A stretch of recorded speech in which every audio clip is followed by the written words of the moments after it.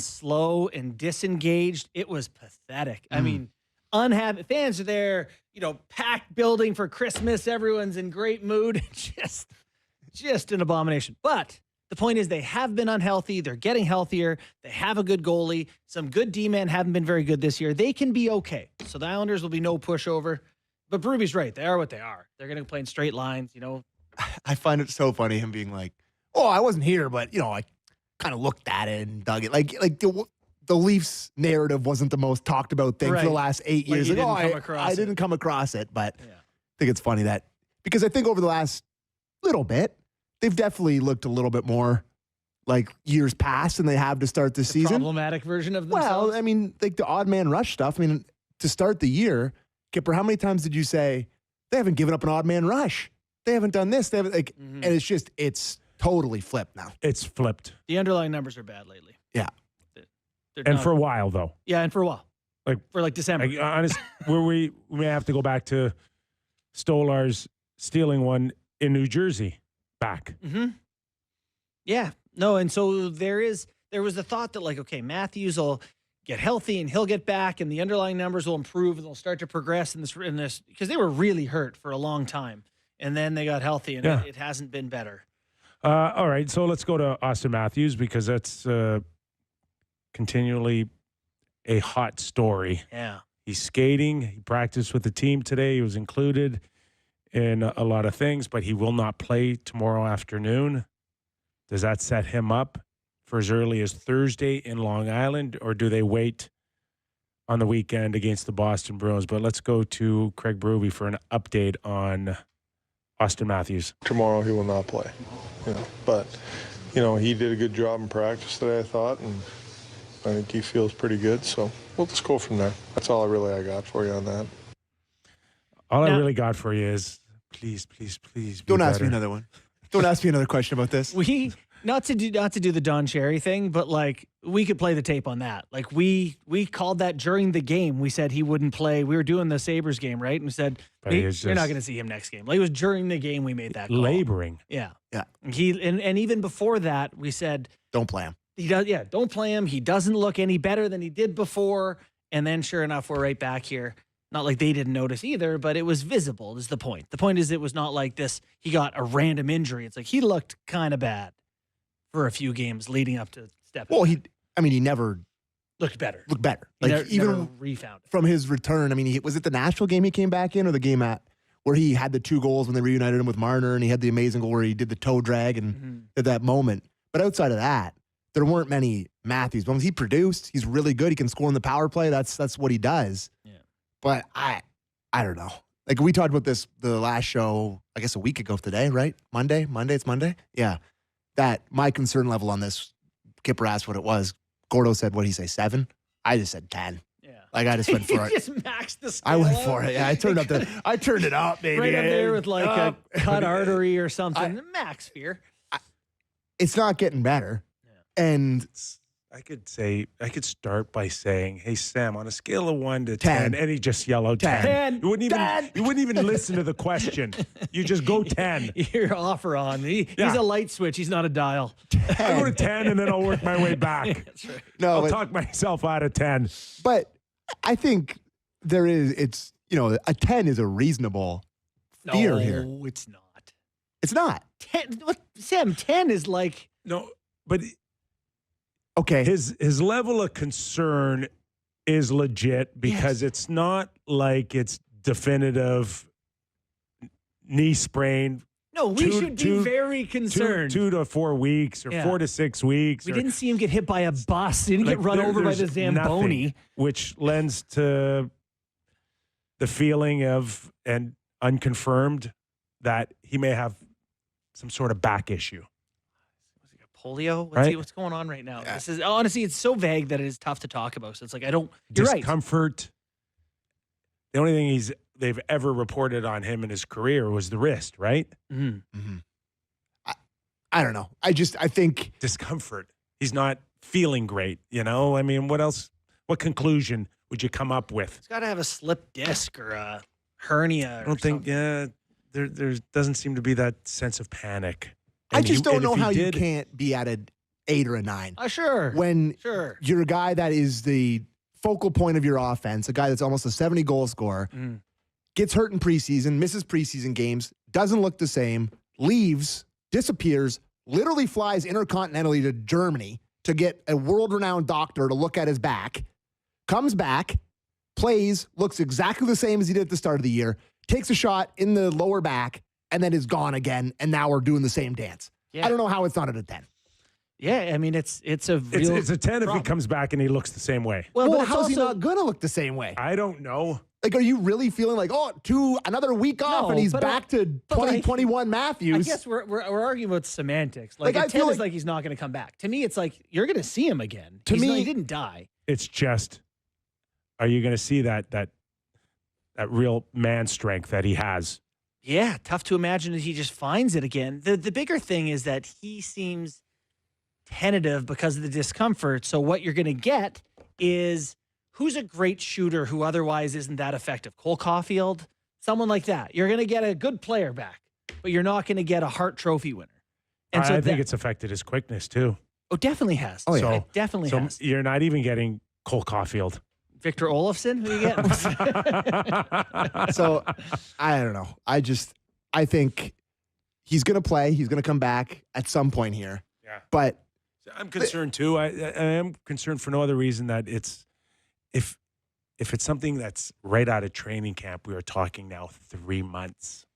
Yeah. And so are we talking about the golden opportunity? yes. The golden opportunity. Can they be the Mark Stone team, the Kucherov team, the Patrick Kane team? Can they do it? Wow. It'd be the last year for it. But how Because if about the this? Leafs did it, that loophole. Oh, yeah. Wha-bam! Slam shut. But I think Gary's goons are kicking down the door. You can even at play Florida. them till March. You could play them up till the Four Nations face-off and then say, we tried. It's just so you don't want them to not play for 4 months. You play them the next few weeks. But are you trying to win a cup or are you trying to win the Listen, integrity I'm not, award? I just don't think that they're in a position where they. No enough. Well, Sorry to cut you off. no, it's fine. We're not even at the halfway point. Mhm. You're really talking about shutting this guy down till like Do April. you think that's that crazy to consider? Today I do. I don't think it's time Today, yet. right now, No, I don't yes. either. Like you have to go through. But it's on the radar. Well, I think it's a legit conversation. If we get to that point, what do we do? And if you want to explore a conversation, if he does shut down and we take one last chance of bringing him back in April, then let's have a conversation on where we would focus our challenges to trade for somebody. I'll have that conversation, yeah, and we'll get I think there. we're going to have one right now. The Leafs center dilemma: who can strengthen the roster? If you're a Toronto Maple Leafs fan like me, you know the team's center depth has been a constant concern this season. With Austin Matthews set to return from a mysterious upper body injury next week, the excitement of having our star back is palpable.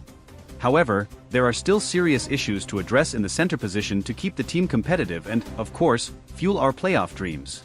David Kampf, a key piece in the center rotation, is sidelined with a lower body injury. As if that weren't enough, Kaye Jarnkrok is still recovering from surgery, leaving another gap in the lineup. Max Domi, expected to be a versatile asset, has been placed on injured reserve, further aggravating the situation after missing consecutive practices due to lingering pains. To sum it up, the Leafs are missing 4 functional centers, and the pressure to act is mounting. James Myrtle, a respected Leafs analyst and contributor to The Athletic, highlighted a series of potential trade targets to address this dilemma during his appearance on the JD Bunkies podcast. Among the names mentioned, 2 stood out: Nick Jugstad and, for the nostalgic fans, a possible reunion with Ryan O'Reilly. Jugstad seems to be Myrtle's favorite, and for good reason.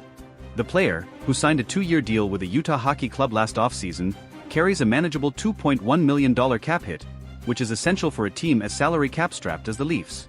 Additionally, standing at 6 feet 6 inches and weighing 205 pounds, he would bring not only physicality but also consistent offensive contributions. Jugstad is the most viable option for the Leafs right now, Myrtle stated on the podcast. And he's right. Experienced and versatile, Jugstad has played for several teams, including the Florida Panthers, Pittsburgh Penguins, Minnesota Wild, and Edmonton Oilers, and could quickly adapt to the Leafs' dynamic. With an affordable contract and a solid track record, he offers a practical solution without sacrificing too many future assets. However, it's impossible to ignore the possibility of a Ryan O'Reilly return. Yes, we know he chose the Nashville Predators last summer in search of a quieter environment, but the Leafs management still holds him in high regard. The 2019 Stanley Cup winning captain with the St. Louis Blues is precisely the type of player any contender would love to have on their roster.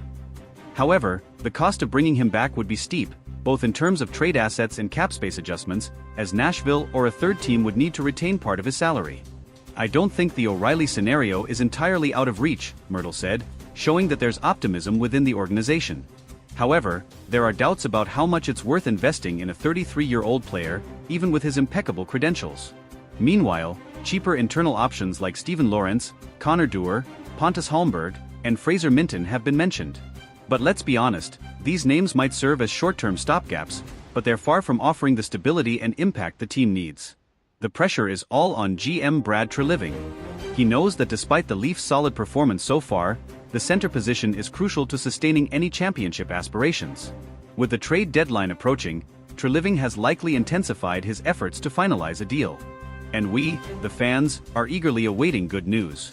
For now, all we can do is trust that the team can weather this tough phase and hope a solution, whether it's Bjugstad, O'Reilly, or another name, arrives before things spiral out of control. After all, as we all know, the Leafs don't have the luxury of wasting another season with a promising but incomplete roster. The time to act is now. The Leafs center dilemma, expanding on the potential solutions. The Toronto Maple Leafs, amidst another promising yet tumultuous season, face one of their most pressing challenges, addressing a depleted center lineup that threatens to derail their momentum. While the return of Auston Matthews is a beacon of hope, the broader picture remains dire, requiring urgent action from the front office. With Kampf, Jarnkrok, and Domi sidelined, the team's depth has been stretched thin. The immediate impact is clear on both ends of the ice. Defensively, the Leafs are struggling to suppress opposing top lines without reliable two-way centers. Offensively, puck distribution and power play setups have been less dynamic, as the makeshift lineups lack the same chemistry. This imbalance underscores the necessity for reinforcements. Nick Bjugstad, as highlighted by James Myrtle, presents the most realistic trade option. His affordable contract and towering physical presence align perfectly with the Leafs' needs. Beyond his imposing stature, Bjugstad brings versatility. He can play both center and wing, a flexibility that would allow head coach Sheldon Keefe to adjust the lineup dynamically. However, acquiring Bjugstad isn't without complications. The Utah Hockey Club, formerly the Arizona Coyotes, is currently rebuilding but may still demand a premium return for their experienced forward. The Leafs will likely need to part with a mid-tier prospect or draft pick to make the deal work. With their prospect pool already thin, Treliving faces a tough decision. Another name that excites fans and analysts alike is Ryan O'Reilly. The former Conn Smythe winner and Stanley Cup champion has a proven track record of elevating teams in high-stakes situations. His leadership during his brief stint with Toronto last season left a lasting impression. Yet, the Predators have little incentive to move him unless the offer is overwhelming. Should the Leafs pursue O'Reilly, it would almost certainly require a multi-asset package. A first-round pick and a promising young player like Nick Robertson might need to be part of the conversation.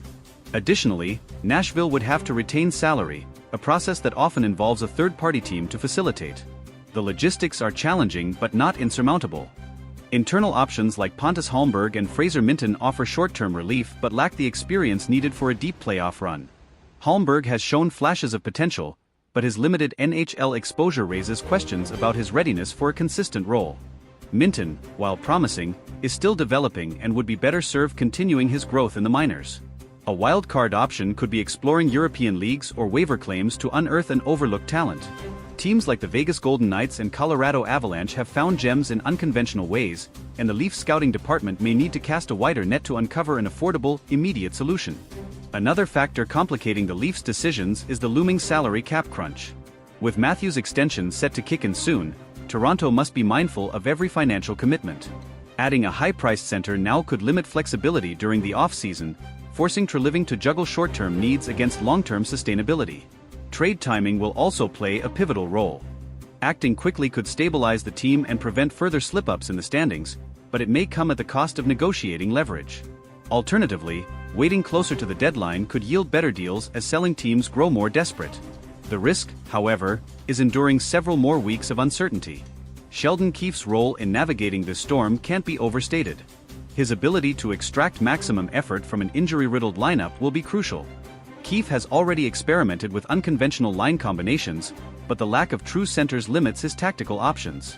A new acquisition would provide the stability he needs to implement a more structured game plan. The Leafs locker room has remained resilient through adversity, with veterans like John Tavares and Morgan Rielly stepping up as vocal leaders. However, even their efforts may not be enough to overcome the absence of key personnel. Reinforcements are not just a luxury, they're a necessity. For fans, the anxiety is palpable.